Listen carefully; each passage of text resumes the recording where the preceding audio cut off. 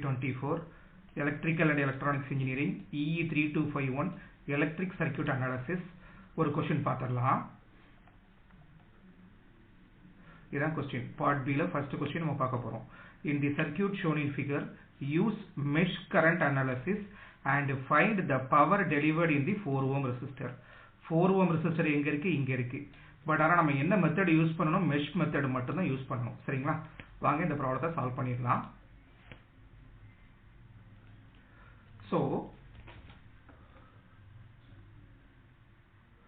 இப்போ என்ன பண்ண போறோம் படத்துல எத்தனை மெஷ் இருக்குன்னு பாருங்க மெஷ்னா என்ன ஒரு ஷார்ட்டஸ்ட் லூப் அப்போ 8 வோல்ட்ல ஸ்டார்ட் பண்ணி 2 ஓம்ல ஸ்டார்ட் பண்ணி 3 ஓம்ல ஸ்டார்ட் பண்ணி 40 வோல்ட் சோர்ஸ் இது எல்லாம் சேர்ந்தது ஒரு மெஷ் நான் கண்ணை மூடிட்டு இத I1 ன்னு எடுக்கிறேன் அடுத்து இது 4 ஓம் 3 ஓம் 40 வோல்ட் 100 வோல்ட் இது ஒரு க்ளோஸ்டு பாத் இல்லனா மெஷ் அப்ப இத நான் செகண்ட் மெஷ் இதுல ஃப்ளோ ஆகக்கூடிய கரண்ட்டை நான் I2 ன்னு எடுத்துக்கிறேன் சரிங்களா சரி ஓகே இப்போ நான் என்ன பண்ணனும் யூசிங் மெஷ் கரண்ட் அனாலிசிஸ் னு கொடுத்துட்டாங்க அப்போ ஃபர்ஸ்ட் நான் என்ன பண்ண போறேன் ஒரு ரெசிஸ்டன்ஸ் மேட்ரிக்ஸ் எழுதுவேன் அதுக்கு அப்புறம் ஒரு கரண்ட் மேட்ரிக்ஸ் எழுதுவேன் அதுக்கு அப்புறம் ஒரு வோல்டேஜ் மேட்ரிக்ஸ் எழுதுவேன் ப்ராப்ளம் முடிஞ்சிரும் சரிங்களா சோ ஃபர்ஸ்ட் ரெசிஸ்டன்ஸ் R11 அடுத்து R12 R21 R22 இந்த மேட்ரிக்ஸ் நம்ம எழுதி முடிப்போம் R11 னா என்ன அர்த்தம் மெஷ் 1 ல உள்ள மொத்த ரெசிஸ்டன்ஸ் மெஷ் 1 எங்க இருக்கு 80 வோல்ட் சோர்ஸ் 2 ஓம் இந்த 3 ஓம் இந்த 40 வோல்ட்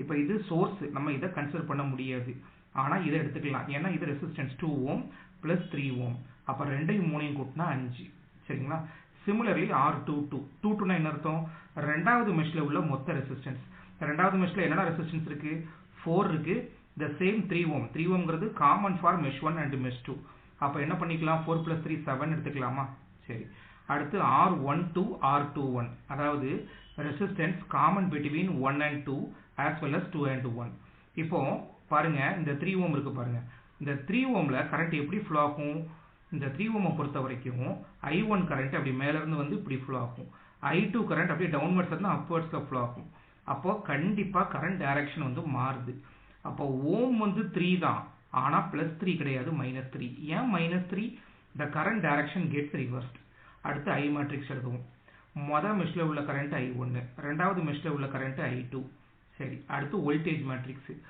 அப்போ நான் எப்படி கரண்ட் எடுத்துர்க்கேன் கிளாக் வைஸ் எடுத்துர்க்கேன் கரண்ட் எப்பவுமே சப்ளையோட பாசிட்டிவ்ல ஆரம்பிச்சி நெகட்டிவ்ல வந்து முடியும் நான் நினைச்ச கரண்ட் கிளாக் வைஸ் ஆனா ஆக்சுவல் கரண்ட் 80 வோல்ட் சோர்ஸ்ல இருந்து வரக்கூடிய கரண்ட் வந்து ஆன்டி கிளாக் வைஸ் அப்ப கரண்ட் டைரக்ஷன் மாறுதா அப்ப ஃபர்ஸ்ட் என்ன பண்றோம் -80 போட்டுக்கறோம் இந்த -m போடுறோம்ங்கறதுல தான் நம்ம கான்சென்ட்ரேட் பண்ணனும் இத தப்பா போட்டுட்டோம்னா ப்ராப்ளம்ல ஆன்சர் தப்பாயிடும் இப்போ அதே மாதிரி 40 வோல்ட் சோர்ஸ் எடுத்துக்கிடுவோம் அதுல எது வந்து உங்களுக்கு லார்ஜஸ்ட் பிளேட் பாருங்க பாப்போம் 40 வோல்ட் பொறுத்த வரைக்கும்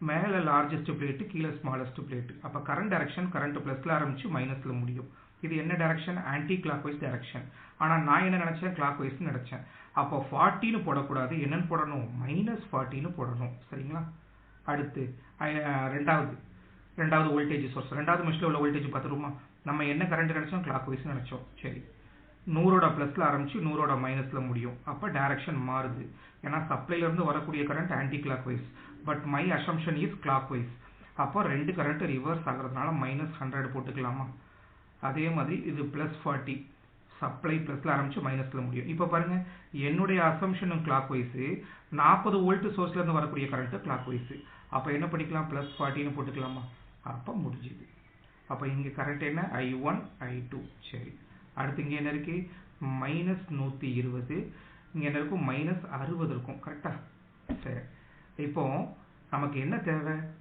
4 ஓம்ல உள்ள ரெசிஸ்டன்ஸ் தான் தேவை அப்ப முதல்ல நம்ம டெல் கண்டுபிடிப்போம் டெல் கண்டுபிடிக்க நான் என்ன பண்ணேன் ரெசிஸ்டன்ஸ் மேட்ரிக்ஸ்க்கு அப்படியே டிட்டர்மினன்ட் பார்த்துக்கலாம் 5 -3 -3 7 கரெக்ட்டுங்களா 5 7 பெருக்கினா 35 -3 3 பெருக்கினா 9 39க்கு 5 போச்சுனா 26 அப்ப டெல்லோட ஆன்சர் கிடைச்சு போச்சு அடுத்து டெல் 2 கண்டுபிடிப்போம் எனக்கு டெல் 1 வேண்டாம் ஏன் டெல் 1 வேண்டாம் அவன் ப்ராப்ளம்ல கேட்டிருக்கிறது 4 ஓம் தான் கேட்டிருக்காங்க சரிங்களா சரி அப்ப டெல் 2 என்ன பண்ணுவோம் இந்த இரண்டாவது காலத்தை அப்படியே ரீப்ளேஸ் பண்ணி இந்த வோல்டேஜ் மேட்ரிக்ஸை கொண்டு வந்துருவோம் அப்ப முதல் காலம் 5 - 3 அப்படியே இருக்கட்டும் இரண்டாவது காலம் -120 -60 அப்போ இது ரெண்டையும் பெருக்குனா 5 மைனஸ் 300 ஆயிருமா, இங்கே ஒரு மைனஸ், மைனஸ் ரெண்டு மைனஸ் ப்ளஸ், அப்போ 3 120 360, அப்போ இங்கே என்ன கிடைக்கும், மைனஸ் 660. சரி, இப்போ நமக்கு என்ன வேணும், I2 வேணும். அப்போ I2 is equal to minus 660 by 26. இப்போ இதுக்கு நமக்கு ஆன்சர் வேணும். சரிங்களா, minus 660 divided by 26. ஆன்சர் என்ன வருது உங்களுக்கு, 25.38. சார் நீங்கள் மைனஸ் சொன்னீங்க. ஆமாம், நான் மைனஸ் சொன்னேன், மைனஸ் சொல்லலைன்னு சொல்லலை. 25.38 ஆம்பியர். அதாவது நான் நினச்ச டைரக்ஷன் என்ன, கிளாக் வைஸ். ஆனால் நெகட்டிவ்ல வந்தால் என்ன அர்த்தம், நான் நினச்ச டைரக்ஷன் தப்புன்னு அர்த்தம், வேற ஒன்றும் கிடையாது. அப்போ நம்ம என்ன பண்ணணும், ஆன்டி கிளாக் வைஸில் 25 ஆம்ஸ் ஃப்ளோ ஆகிற மாதிரி நம்ம அசியூம் பண்ணிக்கணும். கரெக்டுங்களா? சரி, அப்போ என்ன பண்ண போகிறோம், ஆன்டி கிளாக் வைஸில் நமக்கு 25.38 ஆம்ஸ் ஃப்ளோ ஆகுது. அப்போ கரண்ட் எப்படி ஃப்ளோ ஆகுது, இப்படி ஃப்ளோ ஆகுது, இப்படி ஃப்ளோ ஆகுது. கரெக்டுங்களா? இதுதான் மீனிங். சரி, இப்போ நமக்கு என்ன கேட்டிருக்காங்க, பவர் அக்ராஸ் டெலிவர்ட் இன் 4 ஓம் ரெசிஸ்டர். பவர் கண்டுபிடிக்க ஃபார்முலா என்ன, I ஸ்கொயர் இன்ட்டு R ஆயிருமா. I ஸ்கொயர் இப்போ தான் நம்ம கண்டுபிடிச்சோம். என்னன்னு கண்டுபிடிச்சோம், 25.38. முதல்ல இது ஸ்கொயர் பண்ணிக்கிடுவோம், அது கூட எதை பெருக்கிடுவோம், 4 பெருக்கிடுவோம். பெருக்குனா வேல்யூ முடிஞ்சு போச்சு. சரி, இன்ட்டு 25.38 இன்ட்டு 4 ஈக்குவல் டு எவ்வளோ வருது, 2577 வாட்ஸா, 2577. ஓகே, அப்போ 2577 வாட்ஸ். இதுதான் இந்த ப்ராப்ளத்தோட ஆன்சர். தேங்க்யூ.